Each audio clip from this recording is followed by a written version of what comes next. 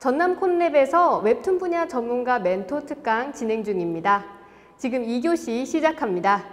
한창환 교수님은 지금 세종대 만화애니메이션학과 교수로 재직 중이시고 현재 문화체육관광부 및 한국콘텐츠진흥원 정책자문도 맡고 계십니다. 2교시 질의응답 시간은 사전에 구글 설문지를 통해 받은 질문과 웹툰 아카데미 멘티 학생들이 적어낸 질문들을 바탕으로 진행되는데요. 먼저 첫 번째 질문 드리겠습니다. 네, 강은겸 님이 질문해 주셨는데요. 좀 약간 교수님의 개인적인 것에 대해 궁금하신 것 같아요. 네, 신방과를 나오셨는데 만화 애니메이션에 관심을 갖고 집중하게 되신 계기가 있으시다면 어떤 걸까요? 모든 분들이 그런 질문을 하십니다. 제 전공이 신문방송학과를 졸업했는데 거기서 학부, 석사, 박사를 하고 대학에서 강의를 하다가 어떻게 만화과 교수가 됐고 만화학과에서 어떻게 공부를 가르치냐 이런 질문을 많이 받습니다. 저 또한 신기하게 생각하고 있고 전국에 지금 만화나 애니메이션 관련 학과가 한 40개 됩니다. 40개 되는데 그 중에서 강의하신 교수님이 한 300명 정도 되는 걸로 제가 알고 있는데 그 중에서 유일하게 그림을 못 그리는 교수가 저입니다. 그림을 못 그리는 교수가 만화과에서 강의를 하고 있다. 사람들이 그걸 보고서 어떻게 가능할까? 저는 그 현실 자체가 바로 만화다라는 생각을 합니다. 제가 서강대 신문방송학과 석사를 다닐 때 연구 논문을 썼는데 그때 제가 했던 전공이 미디어 경제학이 전공이었습니다. 저희 지도 교수님께서 영화산업, 신문산업, 출판산업, 광고산업 뭐 다 공부를 하시다가 논문을 저도 같이 쓰면서 연구를 했는데 제가 이제 석사 논문을 써야 되는 시기가 되니까 교수님이 하신 걸 빼고 내가 뭘 할까라고 생각해 봤는데 우리 교수님이 다 하셔버리셨더라고요. 그래서 우리 교수님이 하지 않으신 대한민국에서 아직도 아무도 안 한 게 뭔가 하고 봤더니 만화만 그때 안 하고 있었어요. 그래서 제가 석사 논문을 한국만화산업연구라는 논문을 썼습니다. 경쟁의 메커니즘을 중심으로 한국만화산업연구라는 논문을 썼고요. 그 논문을 쓸 당시에 전국의 만화 관련 학과는 공조전문대 만화예술과 90년대에 창과를 했던 공조전문대 만화예술과과 하나밖에 없었습니다. 제가 그 논문을 쓰고 한겨레신문하고 한국일보에 그 제 논문 소개 기사가 나오고 공조전문대 만화예술과의 강의를 시작했습니다. 그리고 문화체육관광부에서 당시에 제 논문을 보고 나서 제 논문에 있었던 하나의 케이스 스터디가 만화 자체를 만화로만 볼 것이 아니라 애니메이션과 캐릭터 비즈니스와 게임과 연동된 융합산업으로 봐야 되고 만화가 만들어내는 원작의 가치가 결론적으로 엔터테인먼트 모드로 움직일 수 있기 때문에 그런 걸 통합할 수 있는 행사를 하나 기획하자라고 제가 논문에 썼는데 당시에 문화부가 그런 기획을 같이 하자고 해서 만든 행사가 서울국제만화 애니메이션 페스티벌, 주로 시카프라는 행사를 95년도에서 최초로 제가 수석 큐레이터하고 사무국장을 맡아서 행사를 만들게 됩니다. 그 행사를 만들었을 때 다른 일반 언론이나 뭐 신문사에서도 인터뷰를 많이 했었는데 아마 그 인터뷰 내용이 알려졌는지 세종대학교에서 전화가 왔습니다. 96년도에 처음으로 만화 애니메이션과를 만들려고 하는데 강의를 할 수 있겠느냐. 그래서 석사 졸업생으로는 참 흔치 않은 또 국내 석사 졸업생 흔치 않은 서울서류 4년제 대학에 강의를 그때 하게 됐고요. 그때 만화 애니메이션과를 만들면서 강의를 시작한 시기가 96년이었는데 시간강사를 4년 하고 나서 2000년에 전임 교수가 됐습니다. 그러니까 이런 과정 속에서 제가 그냥 가만히 있으면 그냥 됐겠습니까?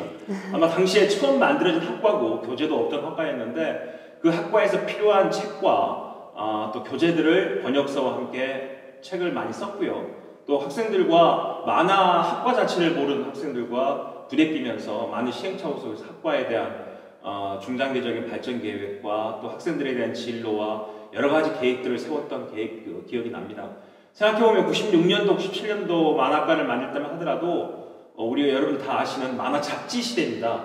IQ점프, 소년 챔프, 보물섬 이런 잡지만 있을 때인데 그 잡지를 중심으로 해서 일종의 단행본이죠. 만화 단행본을 가르치던 학생들이 졸업을 시켰더니 2000년부터 웹툰이 시작된 겁니다. 그 친구들이 이제 저희한테 배웠던 걸 가지고 나가서 웹툰을 했고 아마 그 친구들이 지금은 이제 15년이 지난 한국 웹툰의 베스트 특급 작가들이 돼 있기 때문에 아마 신방과를 나와서 제가 그 친구들한테 해줄 수 있었던 거는 오늘 강의에서도 제가 말씀드렸지만 만화라는 게 갖고 있는 IP 산업, 다시 말하면 저작권 시작 산업으로서 가지고 있는 가치가 사실은 그림만 그려서 될 수 있는 건 아닙니다. 그런 것들이 제가 이과에서 했던 역할이 아니었나 그 생각이 듭니다. 아, 네. 정말 멋지십니다. 교수님이 정말 우리나라 만화가의 대부라는 생각이 드는데요. 네. 이어서 다음 질문도 드릴게요. 네. 세 분이나 같은 질문을 주셨는데요. 지금 딱 교수님께 알맞는 질문인 것 같습니다. 지금 이서영님, 김하나님, 박지원님께서 같은 질문을 주셨는데 세종대학교 만화과에 대해서 궁금한 점 있으시다고 말씀을 해주셨어요. 전국에 만화 애니메이션과가 40개 있다는 말씀 드렸는데 그 중에서 2년제, 3년제, 4년제 대학 중에 가장 커트라인이 높은 곳이 세종대 만화과입니다. 그러니까 전국의 중고등학생들이 가장 오고 싶어하는 과죠. 세종대학교가 올해로 이제 학교 만든 지 한 80년이 되는데 세종대는 새로운 학과를 많이 만든 대학입니다. 여러분들 명동에 지금 세종 호텔이 있죠. 원래는 그 세종 호텔 자리가 수도여자 사범대학이라는 우리나라의 여성 교육 인력을 양성하던 아주 유명한 대학입니다. 그 대학이 나중에 남녀공학으로 이름을 바꾼 게 세종대학이 됐고요. 수도여자 사범대학인 남녀공학 세종대학교로 바꾸면서 학교가 이사를 갑니다. 명동에 있던 학교가 지금에 있던 화양동으로 이사를 받고 분자 캠퍼스가 만들어졌고요. 그 캠퍼스 명동에 호텔이 지어지죠. 세종호텔이라고. 그러면서 만든 학과가 호텔 경영학과를 만든 게 세종대학교입니다. 우리나라 처음 만들었고요. 그 수도여자 사범대학부터 유명했던 과가 무용학과, 체육학과죠. 그래서 사실 세종대학교 그러면 호텔 경영학과, 무용학과, 리본 체조하는 체육학과, 3대 학과가 유명한 학과였는데 지금은 만화 애니메이션과가 더 유명합니다. 네. 그게 아마 중고등학생이 가장 좋아하는 과이기도 하지만 저희가 처음 만들었고 또 지금까지 여러 시행착오를 거치면서 지금 10대들이 좋아하는 웹툰 작가들을 많이 배출한 역할도 있지 않나 생각이 듭니다. 세종대학교를 많이 오고 싶어 하는데 문득문득 그런 질문들이 많습니다. 방금 하신 것처럼 우리 학교로 올 수 있는 능력이 충분한 학생들은 그런 고민하지 않습니다. 근데 꼭 애매한 학생들이 그런 질문을 많이 합니다. 꼭 그과 가야 됩니까? 만화과를 가야지 웹툰 작가 합니까? 이런 얘기 합니다. 저는 이렇게 얘기하죠. 물론 웹툰 작가 하는데 세종대학교 만화 애니메이션과로 올 필요는 전혀 없습니다. 하지만 세종대 만화 애니메이션과 졸업하면 웹툰 작가를 하는 것뿐만 아니라 그걸 중심으로 된 다른 일도 더 많이 할 수 있는 미래가 있다라는 얘기를 해드리고 싶습니다. 왜 그러냐면 20대 작가가 되면 20대, 30대까지는 그림도 그리고 시나리오도 쓰고 많이 할 수 있죠. 하지만 40대 후반, 50대 초반 되면 창작하는 열정이나 또 아이디어가 생각보다 많이 나오지 않습니다. 중장년 이후에 본인이 했던 작업들에 대한 저작권 사업을 어떻게 할 것인지, 또 후배들이나 또 제자들 데리고 어떤 비즈니스를 할 수 있을 것인지, 매년 바뀌는 5년, 10년 단위가 지금 분기별로 바뀌고 있는 이런 트렌드를 스스로 파악해서 앞으로 나의 미래를 어떻게 설계할 것인지, 특히나 만화 애니메이션 관련된 비즈니스에 대한 애착과 열정과 미래에 대한 고민을 한다면 처음부터 공부를 해야 되겠죠. 그냥 작가가 되는 것보다는 준비한 다음에 작가가 된 게 낫지 않겠나. 그게 각자 작가가 된 이후의 미래에 대해서 훨씬 더 나은 비전과 전략이 나올 수가 있기 때문에 머리가 가장 좋고 스포니처럼 지식을 빨아들일 수 있는 20대 초반에 만화 애니메이션 전공 과목을 듣고 또 관련된 여러 가지 학문적인 백그라운드를 몸에 익히는 것이, 저는 학생들 늘 얘기합니다. 창고에 총알이 많아야 사회에 나가서 전쟁에서 이길 수가 있듯이, 꼭 그렇게 극심한 비유를 제가 한 건 좀 이상하지만 그 정도의 경쟁력을 갖추기 위해서 만화학과에 와서 공부하는 게 훨씬 좋지 않나 생각이 들고요. 물론 세종대학교 만화학과에 오는 것이 그런 경쟁력을 갖추는데 가장 급선무가 아닐까라는 얘기도 전해드립니다. 네, 말씀 듣고 나니까 세종대 만화 애니메이션 학과 학생들이 정말 너무 부럽네요. 네, 다음 질문도 이어서 드리겠습니다. 이번에는 조성주님의 질문인데요. 이야기 전개에 있어서 빠져선 안 되는 요소가 무엇인가요? 라고 질문해 주셨습니다. 특히나 만화 웹툰은요, 다른 장르하고 다른 이유가 여러 가지 엔터테인먼트 장르 중에서 유일하게 기획 생산비가 가장 저렴한 장르입니다. 그 이유가 시나리오부터 시작해서 캐스팅, 헌팅, 그 다음에 커스튬, 분장, 이 모든 걸 한 사람이 다 하죠. 만화 작가가 그걸 다 합니다. 자기가 캐스팅해서 얼굴도 디자인하고 분장도 하고 옷도 입히고 어떤 현장과 배경도 다 설정하고, 이 모든 걸 해내는 게 만화입니다. 다시 말하면 어떤 영화 감독이나 드라마 PD나 다른 어떤 엔터테인먼트 기획자보다도 다양한 분야에 대한 아이디어가 많아야 되고, 가장 우선적인 야, 그 좀 만화 아니야? 만화 같다, 이런 표현을 많이 하듯이 전혀 고정관념에 얽매이지 않은 새로운 창의력을 내야지만 만화는 버틸 수가 있습니다. 그래서 저는 학생들한테 한 얘기가 만화의 가장 중요한 기능은 과장과 왜곡이다라는 얘기 많이 합니다. 기존에 있었던 것보다 훨씬 더 크고 원래 정상적이지 않은 걸 정상적인 것처럼 이야기하고 그리고 핵심은 유머와 크리틱입니다. 가장 재밌고 또 가장 비판적인 아이디어를 내는 것이 만화 스토리의 가장 중요한 근간이다라고 말씀드리고 싶고 여기서 유머라는 건 여러 가지 종류가 있습니다. 깔깔대고 재밌고 박수칠 정도로 놀랄 정도로 유머러스한 것만 이야기하는 게 아닙니다. 사람들을 막 코가 빨개지고 눈이 빨개지게 엄청 울리는 것도 유머 중에 하나입니다. 즐겁다는 것이죠. 원래 많이 웃고 나오는 것보다 엄청 울고 나오는 영화에 사람들의 카타르시스가 더 큽니다.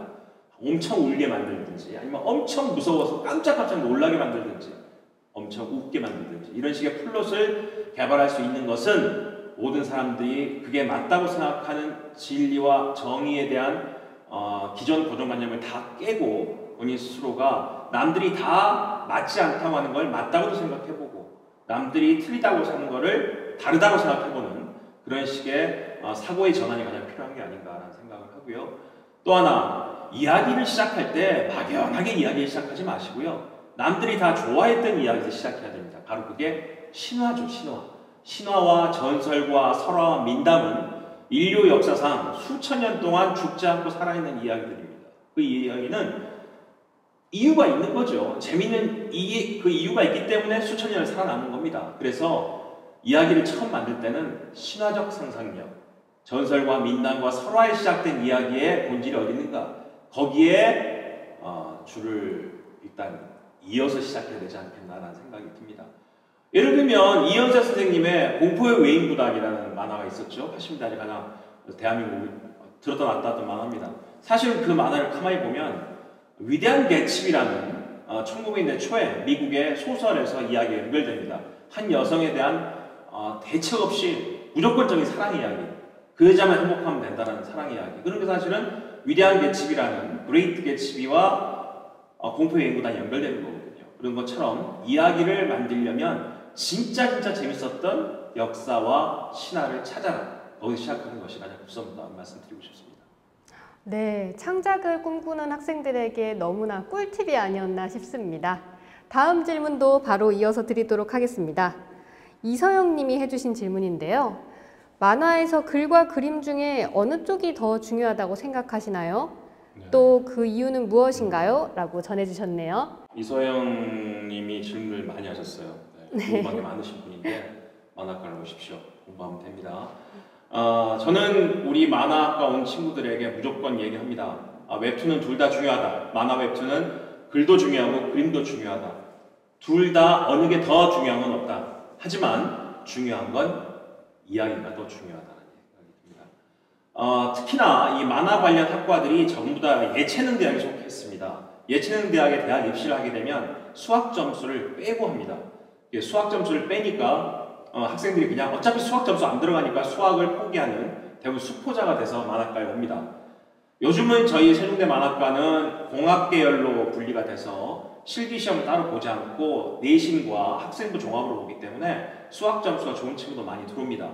4년이 지났는데 그 테스트를 끝나고 나서 저희가 내린 결론은 수학은 해야 됩니다. 그 이유가 수학은 복잡하고 수치고 통계를 의미하는 게 아니고요. 한 문제를 풀기 위한 논리와 추론과 거기에 대한 원인과 결과에 대한 인과론을 설명하는 게 수학입니다. 함수를 풀든 통계를 풀든 미적분을 풀든 간에 정답을 맞히는 게 중요한 게 아니라 정답을 가는 길을 찾는 아이디어가 중요한 거거든요. 그래서 그런 논리와 추론을 할 수 있는 사람이 나중에 만화가가 돼서 이야기를 만들어야 그 이야기가 흥미진진하고 깊습니다. 수학을 포기하고 만화가에 들어와서 그림 잘 그린 친구가 탐정 만화를 그린 적이 있습니다. 저는 그 친구 보고 깜짝 놀란 게 2페이지만 넘기면 범인이 누군지를 압니다. 우리 모두가 2페이지만 넘기면 범인이 누군지를 빤히 아는데 작가 혼자 되게 궁금해할 거라고 생각하고 이야기를 만듭니다.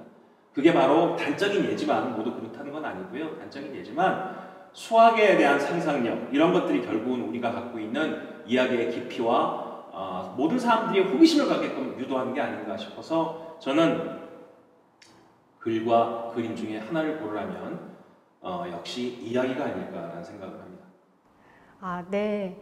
만화라고 생각하면 사람들이 그림을 먼저 떠올리기 마련인데 정말 의외의 이야기면서도 중요한 이야기였던 것 같습니다. 네, 다음 질문 이어서 드리겠습니다. 네, 이민희 님이 질문해 주셨는데요. 만화를 만들었을 때 이거를 꼭 해줬으면 좋겠고 이건 절대 하지 말아줬으면 좋겠고 그런 게 있나요? 또 만들기 가장 어려운 부분은 어떤 거라고 생각하시나요? 라고 질문하셨습니다. 만화를 할 때 반드시 해야 될 부분은 사람들을 재미있게 하는 겁니다. 우리나라 사람들이 개그맨이나 코미디언을 보고 박수를 거의 우리 잘 안 칩니다. 근데 미국 같은 경우 스탠딩 코미디언도 많고요. 코미디언이나 개그맨이 너무 재밌는 이야기를 하면 그걸 칭찬한다는 의미로 다 기립박수를 많이 치는 그런 쇼를 보셨을 겁니다. 그러니까 나에게 웃음을 받게 해준 사람에 대한 천재성, 그의 아이디어에서 박수를 보내는데 우린 그런 거에 되게 사람들이 둔감하고 인색합니다. 그러니까 사실은 만화에서 가장 중요한 건 바로 사람들을 놀래킬 수 있는 흥미와 재미 요소입니다. 말 한마디 또는 발상 하나 이런 것들이 만화에는 반드시 존재해야 독자는 그 만화로부터 도망갈 수가 없습니다. 그 작가가 보여줬던 놀라움과 탄성 또는 그런 천재적인 발상에서 독자들은 그 작가가 만든 작품에 자기가 투자하는 시간이 아깝지 않게 생각되는 것이거든요. 그래서 대사 한 줄, 상황 하나, 표정 하나도 기존에 보지 못했던 새로운 것들을 생각하게 하는 의미가 있지 않나. 예를 들면 하일곤 작가의 목욕의 신 같은 작품이 있는데요.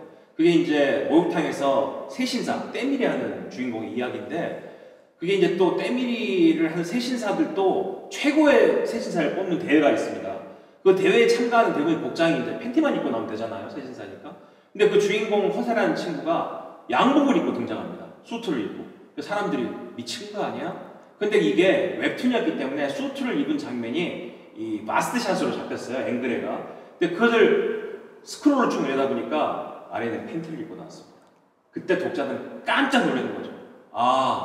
이 웹툰 작가는 웹툰을 아는 사람이구나. 스크롤로 내리는 웹툰이라 첫 장면에 마스트샷을 수트를 입어서 놀래켜놓고는 쭉 내리면 밑에는 팬티를 입고 있는.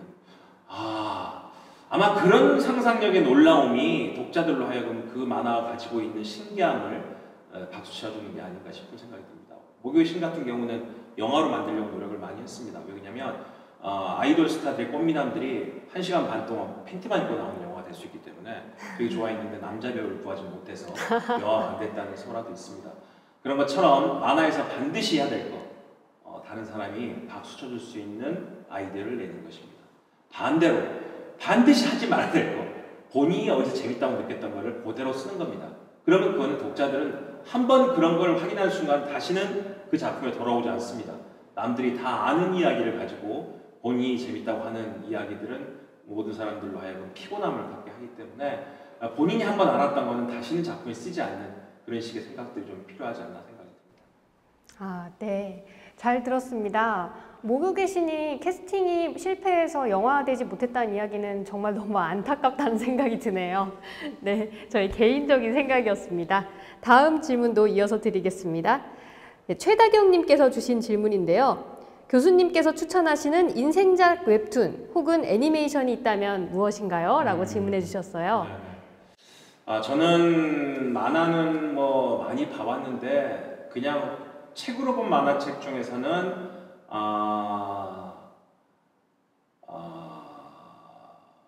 몬스터라는 만화가 있습니다. 일본 만화인데 몬스터라는 만화를 보고 저는 만화가 가지고 있는 역사적 배경 지식들 그리고 세상을 바라보는 어떤 관점들 이런 철학적인 사유 방식들 이런 것들을 깜짝 놀랐습니다. 그래서 이 몬스터라는 작품을 되게 좋아하고요. 또 작가로는 우리나라 작가 중에서도 이도호 선생님, 이현세 선생님 이런 분들의 작품들을 되게 좋아합니다. 특히나 이현세 선생님께서 하신 말씀 중에 그런 게 있어요. 흡혈귀 만화를 기획하고 싶다고 하시면서 저한테 그렇게 말씀하시더라고. 흡혈귀는 그냥 공포 호러물이 아니라 지독한 사랑 이야기다.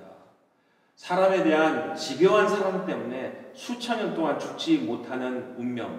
그래서 사람이 피를 빨고 살아서라도 수천 년을 살아야 되는 사랑하는 사람에 대한 이야기다라는 말씀하시는 걸 보고 만화라는 작품이 가지고 있는 상상력의 방향은 우리가 흔히 알고 있는 관점과는 좀 다르지 않겠나라는 생각을 했었습니다.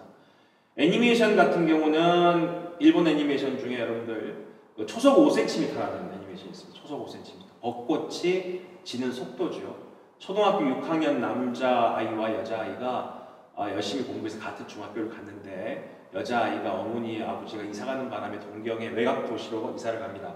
남자아이가 혼자 동경에 남아서 그 여자친구를 그리워하면서 있다가 여자친구가 편지가 오죠. 자주 편지가 옵니다. 그 편지 첫 줄이 이렇게 시작해요. 나는 내가 사는 곳보다 동경의 날씨가 더 궁금하다. 이렇게 한 줄이 시작됩니다. 결국 너가 사는 곳이 궁금하다는 얘기가 아니라 너가 궁금하다는 얘기겠죠. 그 어린 소년이 중학교 1학년짜리가 돈을 모아서 어느 날 밤에 그 소년을 만나러 외곽 도시로 가는 여행 이야기입니다. 그러다가 눈이 너무 많이 와서 40분이면 갈 수 있는 길을 3시간이 걸려서 갑니다. 3시간 넘게 걸려서 차가 연착하고 멈추고 사고나고 하면서 그 여자아이를 만나러 가는 이야기. 그게 초속 5cm인데 아마 우리가 느끼는 첫사랑의 속도가 벚꽃 지는 속도이기 때문에 그런 제목이 나오지 않았나 라는 생각이 드는데 저는 그 작품을 볼 때마다 초심으로 돌아가는 마음, 사람에 대한 마음을 어떻게 가져야 되겠는가라고 마음을 갖게 하는 작품이어서 좋아합니다. 네. 지금 교수님께서 해주신 설명만 들어도 너무 감동적이고 꼭 보고 싶은 작품들이네요. 저도 집에 가서 찾아봐야겠습니다. 네, 다음 질문 드릴게요. 김영현님께서 질문해 주셨는데요. 시기마다 유행을 타는 장르나 소재가 있는데 본인이 하고 싶은 게 유행과 다른 경우가 있는데 이럴 때 유행을 따라가는 게 맞는 건지 질문해 주셨습니다. 지금 이 질문을 전남 광양에서 이선희 님도 비슷하게 해주셨는데요. 교수님 생각은 어떠신가요? 유행이라는 게 있죠. 근데 참 흥미로운 건 할아버지가 돌아가시면서 남은 양복을 손자가 입으면 패션이 됩니다. 유행은 돕니다. 다시 말하면 사람들이 좋아한다는 의미는 반드시 이유가 있기 때문에 주변에 있었던 다른 역사적 상황이 바뀌면 그 트렌드는 다시 돌아옵니다. 유행이란 거는 많은 사람들이 좋아해서 저 사람이 아는데 나는 안 하면 안 되나라는 불안감 때문에 그런 집단주의가 따라가는 게 유행이고 트렌드일 뿐이지 실은 유행은 변하지 않는다고 저는 생각합니다. 내가 하고 싶은 장르가 있으면 하십시오. 그래서 본인이 그걸 유행으로 만들면 되는 거지 유행을 따라가는 거는 그건 아니다는 생각입니다. 왜냐하면 유행을 따라가면 더 들어가기가 어렵습니다. 거기는 더 레드오션이고 경쟁이 더 심하기 때문에 유행에 따르는 장르를 간다는 것은 더 힘듭니다. 그런데 재밌는 건 온라인에서 만화를 보게 되고 이 네트워크 경제학에서 모든 사람들이 더 많은 장르에 몰입하게 되면 사실은 장르와 유행은 독과점이 되죠. 편향이 됩니다. 그러면 볼 수 있는 작품이 한정이 되거든요. 그럼 다른 사람들은 반드시 개인의 포트폴리오를 짜서 다양한 장르를 추구하기 때문에 결국 유행을 따르지 않는 본래 재밌었던 기존의 장르를 찾게 됩니다. 본인이 전문적으로 잘 만들 수 있는 장르를 만들어 놓으면 그런 거에 구애받지 않고 자신만의 독자의 팬덤을 만들 수가 있다는 생각이 들어서 저는 반드시 유행을 따라갈 필요는 없다. 하지만 유행이 뭔지는 알고 있어야 된다. 유행이 뭔지는 알고 있어야 내가 하고 싶은 장르를 하면서도 유행과 동떨어지지 않는 이야기를 할 수 있다는 것이죠. 예를 들어서 내가 지금 유행하고 관계없이 호러물을 하고 싶다. 근데 사람들이 일상톤을 좋아한다. 그럼 일상톤으로 호러를 하면 되거든요. 본인들이 유행에 따라갈 건 아니지만 유행의 트렌드는 알고 작품을 하는 노력은 필요하다는 생각이 듭니다. 네, 교수님 말씀대로 유행을 참고할 필요는 있지만 유행 때문에 자기가 하고 싶은 거를 놓쳐서는 안 될 것 같다는 생각이 들어요. 네, 다음 질문 이어가겠습니다. 최서연님께서 질문해 주셨는데요. 웹툰 사업의 향후 전망에 대해서 어떻게 생각하시나요? 라고 질문하셨습니다. 제가 강의 때도 말씀드렸듯이 지금 바로 지금 우리가 컨템포러리라고 얘기하는 right now 바로 지금 웹툰을 해야 될 시기가 아닌가라는 생각이 듭니다. 웹툰이라는 거는요 우리나라가 처음 만든 시스템입니다. 다른 나라에서는 깜짝 놀랄 시스템입니다. 만화를 책으로 보고 종이에다 그리는 만화가 아직도 북미 지역과 유럽에서는 대세고 그런 만화만 알고 있는데 우리가 웹툰을 시작하게 된 동기는 IMF입니다. IMF가 와서 한 40종까지 늘어났던 한국의 모든 만화 잡지가 다 도산하고 폐간됐습니다. 만화가들이 그 만화 잡지에 연재를 해야지 먹고 살고 만화 잡지가 분기별로 시인, 작가 공모전을 했기 때문에 작가가 됐던 시절이었습니다. 그런데 만화 잡지가 다 망하고 나니까 작가가 될 수 있는 길도 없고 연재할 처도 없었습니다. 그래서 젊은 작가들이 자신의 블로그에다 만화를 그리고 자신의 SNS에 만화를 그렸습니다. 그러다가 사람들이 그걸 돌려보고 재밌다고 하니까 그 작가들의 작품이 회자가 되기 시작했고, 그때 다음이라는 포털이 다음 웹툰을 시작한 게 웹툰입니다. 누구나 어디서나 언제나 자기 작품을 올릴 수가 있고, 그거를 가장 객관화된 방식으로 독자들과 네티즌들에게 평가를 받고, 객관화된 지표에 의해서 연재가 결정되고, 또 그의 IP가 독자한테 평가를 받아서 드라마나 영화가 되는 이 과정은 대한민국이 처음 만든 거고, 그걸 전 세계에 우리가 지금 전파하고 있는데, 그걸 사람들이 사실 지금까지는 만화는 만화책으로 봐야지 어떻게 그걸 스마트폰으로 보고 스마트패드로 보나 PC로 보나 라고 따라오지 않았던, 제가 2018년도에 프랑크푸르트 북페어 가서 한국 웹툰의 전망에 대해서 너무 긍정적으로 장밋빛으로 막 얘기했음에도 불구하고 정말 농담이 아니라 트램이라는 프랑크푸르트의 시내버스, 시내 열차죠. 타면 모든 사람들이 책을 보지 스마트폰을 보지 않습니다. 그걸 보고 제가 유럽은 아직도 멀었구나 생각을 했거든요. 그랬던 유럽이 코로나 사태가 되니까 전부 다 스마트폰으로 눈을 돌렸습니다. 북미 지역과 유럽의 웹툰 소비가 급격하게 늘었습니다. 다시 말하면 뉴노멀이라는 기준이 바뀐 것이죠.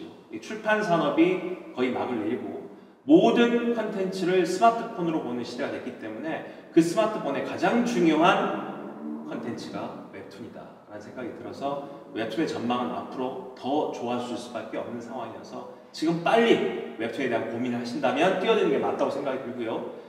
앞으로 2023년, 24년 되면 웹툰에 대한 세계적인 투자와 네트워크가 더 커질 겁니다. 단지 그 이유는 웹툰이 IP의 시작이고 IP의 모든 근간이기 때문에 누가 도 IP를 많이 간다는 경쟁 때문에 더 그렇게 될 것 같거든요. 그래서 지금 빨리 웹툰을 시작하시는 게 여러분의 미래에도 도움이 되지 않을까라는 생각이 듭니다. 네, 교수님 말씀 잘 들었습니다. 창작자를 꿈꾸시는 여러분들 지금 바로 웹툰에 도전하시길 바랍니다. 네, 다음 질문은 방금 잠깐 언급해 주셨는데 북미랑 유럽 쪽의 상황이 궁금하신 분이 있으신 것 같아요. 네. 북미와 유럽 등을 중심으로 했을 때 해외 웹툰 시장 진출 실제 성공 사례를 들어보고 싶다고 말씀하시고 또 성공 요소가 무엇인지 듣고 싶다고 김종승님께서 질문해 주셨습니다. 북미와 유럽 시장 좀 다릅니다. 유럽은 제9의 예술을 만화로 하면서 만화책을 앨범이라고 부를 정도의 예술지향적인 만화에 팬덤이 많고요. 미국은 여러분 다 아시다시피 DC 카믹스나 마블 카믹스가 가지고 있는 대형 출판사가 모든 IP를 독점하고 있습니다. 다시 말하면 배트맨이나 슈퍼맨 같이 1940년대에 처음 등장한 IP는 전부 다 DC 카믹스 소속이죠. 스파이더맨이나 엑스맨이나 캡틴 아메리카 같은 경우 전부 다 마블 소속입니다. 미국에서는 북미 지역은 만화가가 그림을 그리면 그 만화가가 만든 IP가 아니라 출판사가 기획한 IP입니다. 출판사가 스파이더맨 시즌 10을 만들면 시나리오 작가한테 매절로 시나리오를 사고 일러스트를 잘 그린 작가한테 누구누구 판 스파이더맨이다 이름을 붙이고 스파이더맨 만화가 나옵니다. 그러면 그 스파이더맨 시즌 10은 모든 IP가 마블 거죠. 그 작가나 시나리오 작가는 그냥 그 일회용으로 돈을 받고 작품을 만들 뿐입니다. 그래서 실은 북미 지역 작가들이 요즘 놀래고 있다는 것입니다. 네이버 같은 네이버 웹툰 같은 새로운 웹툰 시스템에 내 작품을 올리면 우리가 한국에서 도전 만화라고 얘기하는 플랫폼이 있는데 북미 지역은 캔버스라는 플랫폼입니다. 캔버스에 내 작품을 올리면 그 작품이 미국 지역뿐만이 아니라 전 세계 60개국 넘는 나라의 독자들의 평가를 받고 그 평가가 높아지면 IP에 대한 대가로 작가가 연봉이 올라갑니다. 다시 말하면 내가 만든 모든 만화가 내게 된다는 거죠. 평생. 그런 경험은 북미 지역 작가들이 처음 해본답니다. 그래서 북미 지역의 10대와 20대 작가들이 지금 캔버스로 몰려들고 있다는 것이고요. 예술을 지향하는 유럽 작가들도 앨범 한 권을 만들기 위해서 5년, 10년씩 만화 그림을 그리고 이제 그 책이 많이 팔려도 그렇게 돈을 많이 벌지 않는 시스템에 있다가 캔버스라는 곳에 작품을 올렸더니 그 작품에 대한 평가가 아프리카에서 나오고 인도네시아에서 나오고 상상하지도 못했던 독자들의 평가를 받으면서 작가들의 신이 나기 시작했다는 것이죠. 웹툰이라는 플랫폼이 북미 지역과 유럽의 작가들을 어떻게 보면 선동하고 있지 않나. 그래서 그들이 모두 다 자신의 IP를 들고 웹툰 생태계로 들어오는 순간 결국 한국이 만든 웹툰 생태계의 네트워크 파워는 헐리우드를 움직이고 전 세계 드라마나 여러분 지금 보시는 넷플릭스를 움직일 수 있는 IP의 시작이 되지 않겠나라는 생각이 들어서 지금 현재 북미 지역과 유럽 지역은 성공 사례가 딴 게 아닙니다. 현지의 작가들이 우리의 웹툰 생태계에 들어왔다 가장 중요한 성공 사례고요. 또 하나는 그 흥미롭게 우리나라에서는 유료 웹툰을 구독할 때 한국의 독자들은 건건이 산대요. 뭐 30원, 50원, 100원 이렇게 사서 유료 작품을 보는데 북미 지역 독자들은 한 번에 10만 원을 산답니다. 그걸 이제 반드시 이제 까먹는 거죠. 이런 식으로 초기 지출 비용이 크기 때문에 그 네트워크를 만들고 있는 웹툰 플랫폼 사업자들은 어떻게 본다면 초기 마케팅 비용을 빨리 뽑을 수 있기 때문에 더 많은 독자를 끌어들이는 역할을 할 수 있다.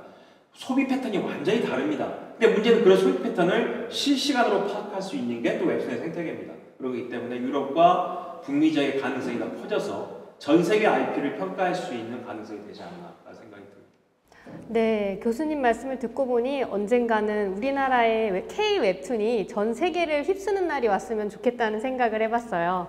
네, 다음 질문 드리겠습니다. 윤준영님께서 질문해 주셨는데요. 웹툰 시장이 현재 대기업 플랫폼을 중심으로 발전하고 있는데 중소 플랫폼이 살아남고 상생하는 방법이 무엇이라고 생각하시나요? 라고 질문해 주셨습니다. 네. 흔히 국내에서 작가가 두 종류가 있답니다. 네이버 작가와 네이버가 아닌 작가 뭐 이렇게 얘기하고 어떤 사람은 네이버 웹툰과 카카오 페이지에 연재한 작가 아니면 나머지 작가 아니다 뭐 이렇게 아주 자책한 작가도 있는 걸로 알고 있는데요. 그럼 이제 그런 분위기 속에서 네이버와 카카오라는 IT 대기업이 만화 생태계를 독점하는 게 아니냐고 비판하는 사람도 있습니다. 전 개인적으로 그렇게 답변합니다. 공룡이 죽었습니다. 그 이유는 공룡이 너무 크기 때문에 죽거든요. 그런 것처럼 네이버와 카카오가 가지고 있는 규모의 경제는 사실은 규모의 한계를 가지고 옵니다. 그들이 갖고 있는 방향성이나 자금력이나 내지는 네트워크 파워는 클 수 있지만 경제학에서 얘기하는 네트워크 외부성이라는 게 있습니다. 네트워크가 많아질수록 우리가 말하는 오염 비용과 쓰레기 비용도 올라가고 검색 비용과 교육 비용도 학습 비용도 올라갑니다. 그래서 대기업이 가지고 있는 장점에 비해 하지 못하는 분야와 하지 못하는 일들이 참 많습니다. 그런 것들을 중소 플랫폼과 중소 웹툰을 만든 회사들이 충분히 할 수 있는 여지가 있다고 저는 생각이 듭니다. 새로운 장르에 대한 도전, 또 VR이나 AR 같은 새로운 기술의 도전, 그다음에 팬덤을 조율하고 새로운 작가를 픽업하는 실험성 이런 것들은 대기업이 할 수 없는 것들이죠. 그래서 저는 작가들에게 그런 말을 꼭 합니다. 우리 학생들한테도 합니다. 네이버 웹툰 작가가 될 때까지 난 죽어도 집에서 놀고 먹더라도 네이버만 보겠다. 카카오 패션 보겠다. 그래가지고는 좋은 작가가 될 수 없습니다. 운이 좋아서 처음부터 대응 모르겠지만 중소 플랫폼에도 연재해보고 다른 독자는 또 많이 만나보고 거기서 본인의 실험성과 인내와 상상력을 만들어서 나중에 대기업으로 갈 수도 있는 거기 때문에 중소 플랫폼의 가치와 기능성은 분명히 존재한다. 그걸 소중하게 생각할 수 있어야 된다. 이런 말씀 드리고 싶습니다. 네, 중소 플랫폼에도 분명히 그 기능과 역할이 있는 것 같습니다. 네, 다음 질문 이어서 드리겠습니다. 네, 임신자님께서 질문해 주셨는데요. 좀 기네요, 질문이. 저는 웹툰과 다른 예술 장르와의 콜라보 작업이 어디까지 진행 중인지 궁금해요. 또 그런 장르가 있으면 예시로 보여주시면 감사하겠습니다. 라고 전해주셨는데요. 네. 웹툰이 가장 콜라보를 많이 하고 있는 곳은 먼저는 브랜드 웹툰이라는 광고랑 많이 하고 있죠. 그래서 광고에 대한 소재와 또 PPL이라고 얘기하는 아이템에 대한 소재를 웹툰의 시나리오로 풀어서 팬덤에 기댄 광고 효과를 올리는 브랜드 웹툰이라는 콜라보가 사실 아주 일상화되고 있고요. 예를 들면 그 하이하이라는 롯데 쇼핑몰이 만든 브랜드 웹툰 같은 경우는 롯데타워를 만들 때 100층이 넘어가니까 그 바닥이 꺼진다, 지하수가 매몰된다, 무너진다, 송파가 위험하다 이런 루머가 많을 때 롯데가 기획했던 브랜드 웹툰이 하이하이라는 웹툰입니다. 그 롯데타워 2층에 근무하는 의류 매장의 여성과 120층 공사장에 근무한 설계사와의 사랑 이야기인데 계속 2층에 있던 여자 사원이 문자를 하죠. 오빠, 우리 건물 무너진다며? 그러면 120층에 있는 오빠가 얘기합니다. 너 나 못 믿니? 우리 안 무너진다. 내가 만든다. 걱정하지 마라 하면서 막 얘기를 합니다. 그걸 본 10대들 학교 가서 안 무너진대. 이런 여론이 만들어지는 거거든요. 그래서 하이하이는 인기도 있었고 그런 여론을 많이 잠재우는 중요한 역할도 합니다. 다시 말하면 웹툰은 많은 사람들이 동시다발적으로 많이 보기 때문에 여론을 만들어냅니다. 그래서 어떤 시대에 대한 트렌드와 패션과 또는 아이템에 대한 일종의 사람들로 하여금 집중도를 만들어내기 때문에 사실은 광고와 콜라보가 많이 되고 있다고 생각하시면 될 것 같고요. 요즘은 드라마나 영화를 만들기 전에 슈퍼 IP라고 그러죠. 거대한 IP를 형성화시키기 위해서 웹툰을 활용하는 경우가 많습니다. 이번에 송중기가 주인공으로 등장하는 승리호라는 영화도 영화를 만들면서 그 승리호에 나오는 영화의 IP의 이야기뿐만이 아니라 그 이야기의 앞에와 뒤에 있는 엄청난 IP의 이야기들을 더 만화로 먼저 만들어서 웹툰으로는 다음에 연재하고 있습니다. 아마 다음에 연재하고 있는 승리호의 전체 유니버스는 더 큰데 그 중에 일부분만 영화로 나오는 거여서 이런 식으로 앞으로 해야 될 이야기들을 웹툰이 더 먼저 해주고 더 나중까지 들려주는 이런 식의 예고편 역할까지 하고 있다는 게 잠정적인 웹툰의 기능이 아닐까 싶습니다.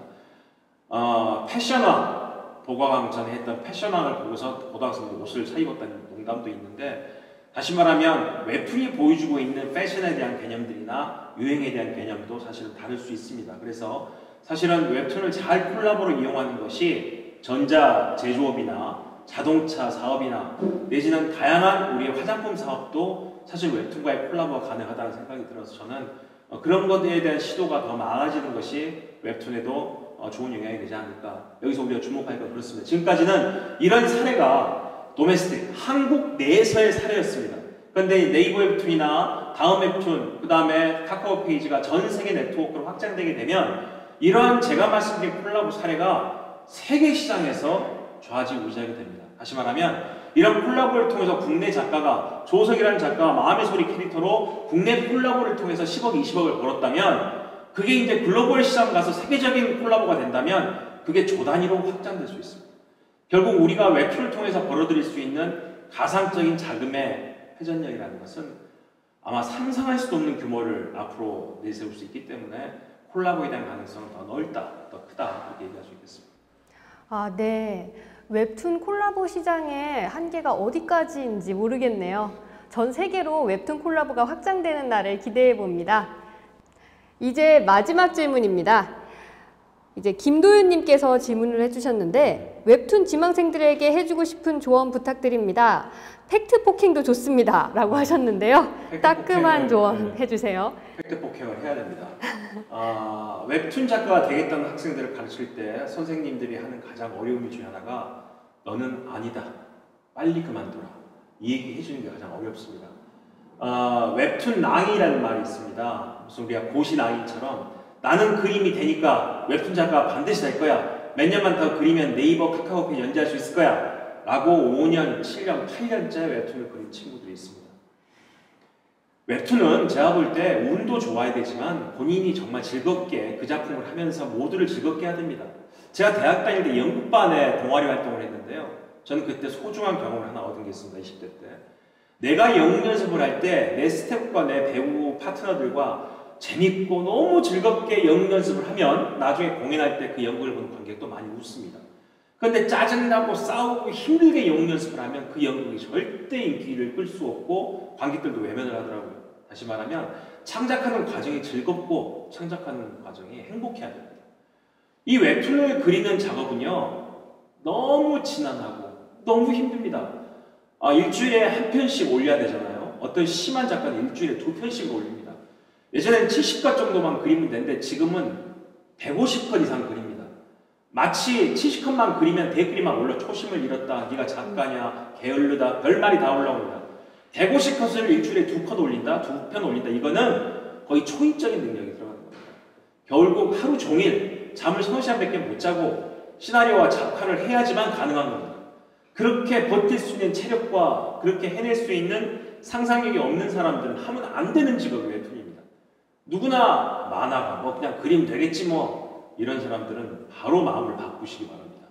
웹툰은 가장 어려운 작업이고 가장 힘든 작업입니다. 그래서 저는 작가가 된다는 일은 평생 가장 힘든 고난의 길을 걷는 거지만 그 길 자체를 즐겁게 생각하고 난 막 잠도 못 자고 막 몸은 우울증에다가 소화도 안 되고 너무 힘든데 이 작품 내일 업로드 시키면 얼마나 독자들이 좋아할까 라는 그 즐거움으로 밤을 샐 수 있는 작가의 열정이 없으면 웹툰을 도전하는 길이 아니다 라는 이야기를 해드리고 싶습니다.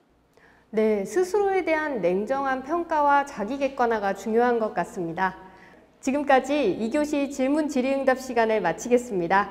네, 함께 해주신 교수님 감사합니다. 네, 고맙습니다. 네.